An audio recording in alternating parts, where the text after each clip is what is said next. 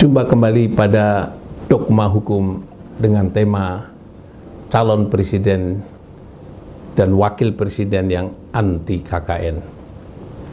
Jadi sekarang ini kami dapat berita yang menarik ya. Karena apa? KPK pernah bertanya mengklarifikasi, meminta diklarifikasi atau KPU mengklarifikasi tentang statusnya dia masalah-masalah yang berhubungan dengan status dia sebagai calon tersangka ya. Jadi dia ini seseorang calon caleg ini, saya tidak sebut caleg DPR atau DPRD, yang esensinya sama. Caleg ini ada masalah hukum di sebelumnya yang dia diduga itu terlibat dalam korupsi. Terus kemudian KPK meminta kepada KPU untuk menanyakan, mengklarifikasi apakah dia itu terlibat korupsi atau tidak. Gitu. Saya senang sekali mendengar kalimat itu dari KPK untuk minta ditanyakan itu bahwa dia itu terlibat korupsi atau tidak gitu. Nah, pernyataan atau minta klarifikasi kepada caleg ini menjadi hal yang penting buat pemimpin di masa depan yang dia akan mengelola uang negara atau setidak-tidaknya dia akan menerima uang negara, sehingga dia bisa paham tentang bahwa apakah nanti itu dia adalah bisa mengelola berkenaan dengan keuangan negara itu bagaimana begitu, sehingga dia klarifikasi. Tapi sayangnya itu bukan sebagai norma hukum yang mengharuskan klarifikasi KPU terhadap yang bersangkutan. Kalau saya sebenarnya bukan KPU ya, klarifikasi itu dari KPU diserahkan kepada Bawaslu ya. Sehingga yang berhak atau punya wewenang ya, istilah bahasanya untuk mengklarifikasi itu Bawaslu, karena dia bagian pada pengawas. Kalau misalnya dia terlibat tidak pidana korupsi dan oleh putusan pengadilan dinyatakan bahwa dia tidak boleh mencalonkan diri dalam satu pemilihan umum selama 5 tahun dan hari ini belum sampai kepada 5 tahun, maka berarti dia belum bisa menjadi calon gitu, calon legislatif ya. Saya kira itu menjadi menarik. Nah, itu saya kira saya berpendapat bahwa pernyataan itu penting ya, karena tema reformasi sampai hari ini masih menurut saya relevan, bahwa kita ini temanya adalah anti KKN, anti korupsi, kolusi, dan nepotisme. Jadi kalau kita paradigma berpikir dan paradigma pemilihan-pemilihan itu adalah anti KKN, itu artinya apa? Para calon-calon yang dipilih baik itu misalnya sebagai legislatif maupun calon dari kepala daerah, nanti saya akan jelaskan juga calon presiden, itu semuanya harus punya paradigma berpikir yang anti KKN ya.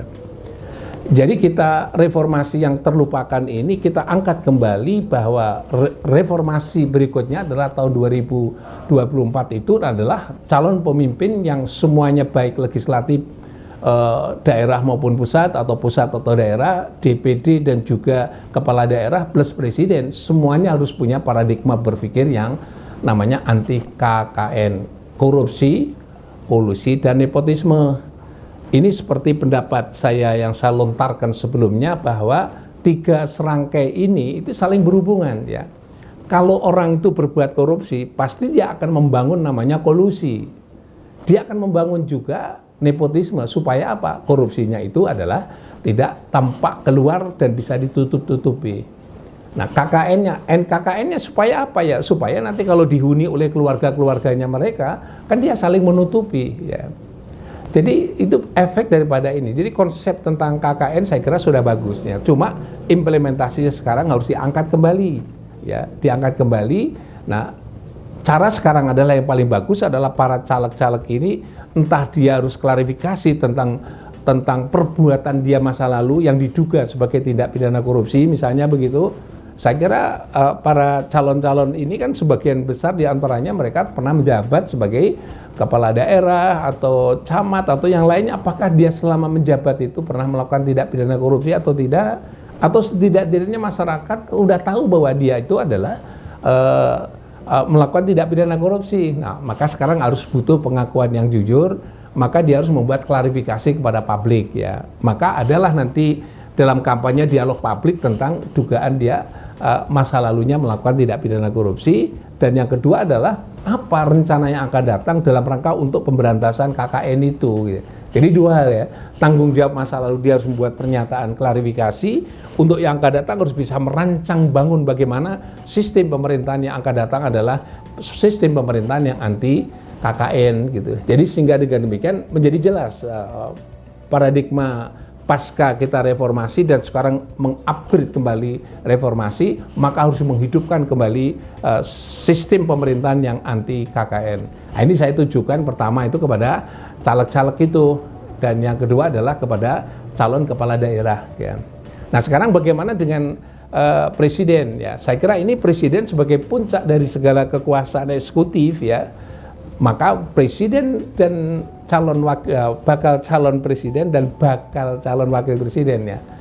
Nanti kalau sudah mendaftar berarti dia adalah sebagai calon presiden. Maka saya usulkan bahwa bakal calon presiden itu dalam rangka sosialisasi kepada masyarakat, tolong dimasukkan juga bahwa dia harus klarifikasi kepada masyarakat, dan nanti juga di dalam kampanye klarifikasi kepada masyarakat bahwa dia itu terduga atau sebut saja ada indikasi-indikasi korupsi yang lalu itu bisa diklarifikasi ya. Bukan mengandalkan oh silahkan sampai sekarang nggak dibawa ke pengadilan. Ya kalau pengadilannya proses penyidikannya objektif, kalau tidak objektif bagaimana? Ya. Jadi kalau kita bisa membuktikan misalnya suatu tindak pidana misalnya korupsi yang terkait dengan lembaga-lembaga tertentu pada saat itu ternyata mestinya 5 orang dimasukkan, ternyata hanya 4 orang yang dimasukkan, yang satu meninggal, yang satunya itu nggak dimasukkan. Demikian juga yang lain sama juga. Ketika kasus iktp, ektp atau KTP elektronik juga sama juga begitu. Itu banyak yang sudah disebut namanya satu persatu, tapi nggak pernah diproses sampai hari ini. Bahkan itu seorang terdakwa mengaku bahwa ada pejabat X ini pada saat itu menerima duit yang lebih banyak daripada yang lain. Ternyata juga ada prosesnya berikutnya. Nah, hal-hal yang seperti ini supaya nanti rakyat bisa tahu, sebaiknya para calon presiden tadi mengklarifikasi semua dugaan terjadinya tindak pidana itu, atau setidak-tidaknya indikasi adanya tindak pidana itu. Supaya apa? Supaya ada kepastian hukum bahwa yang bersangkutan itu adalah orang-orang yang bersih gitu ya. Saya kira ini penting ya. Jadi kalau kita ingin berparadigma anti KKN ya, maka sekarang harus itu klarifikasi perbuatan masa lalu. Apakah dia ada indikasi-indikasi pertama melakukan tindak pidana korupsi, maka dia harus klarifikasi. Apakah dia ada indikasi dia melakukan sebut saja itu kolusi, maka dia harus disebutkan juga di klarifikasi. Demikian juga kalau misalnya ada indikasi nepotisme ya, supaya diklarifikasi, karena 3 keadaan itu menjadi sarang tumbuh suburnya tindak pidana korupsi ya. Maka ini ada sebab dan akibat atau kausalitas ya. Korupsi yang melahirkan namanya menutup korupsi perbuatannya itu akan melahirkan namanya kolusi dan sekaligus nepotisme. Tapi sebaliknya juga, nepotisme dan kolusi akan melahirkan korupsi. Jadi selalu sebab akibat itu selalu terjadi seperti itu.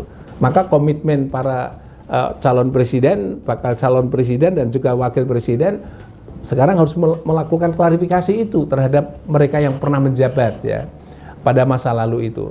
Dan yang kedua adalah para presiden dan calon presiden ya sebaiknya juga merancang bangun bagaimana dia akan melakukan tindakan pencegahan, program pencegahan dalam rangka untuk mencegah terjadinya KKN, korupsi, kolusi, dan nepotisme ya.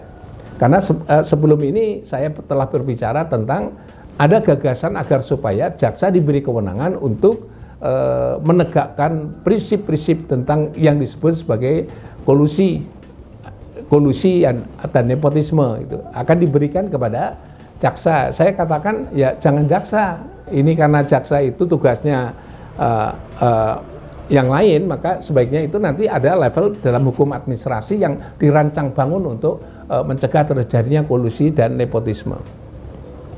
Nah, untuk kolusi dan nepotisme itulah maka mestinya kita uji seberapa pikiran-pikiran, gagasan-gagasan para calon presiden ini sudah merancang bangun untuk membangun sistem penyelenggaraan negara yang anti KKN, ya. Sekaligus dia akan nanti kita diskusikan, kita tanyakan bahwa instrumen apa yang dibuat dalam rangka untuk membangun sistem pemerintahan yang anti KKN ini, gitu. Jadi harus jelas itu, jangan sampai itu jargon-jargon selama ini yang saya dengar ya. Dulu katanya itu ada yang saya Pancasila dan seterusnya begitu. Tapi tiba-tiba ada RUU tentang HIP, yang HIP itu mengubah Pancasila. Jadi saya kira kita nggak perlu jargon-jargon seperti itu, tapi secara faktual bahwa dia telah ingin mengubah Pancasila, gitu ya.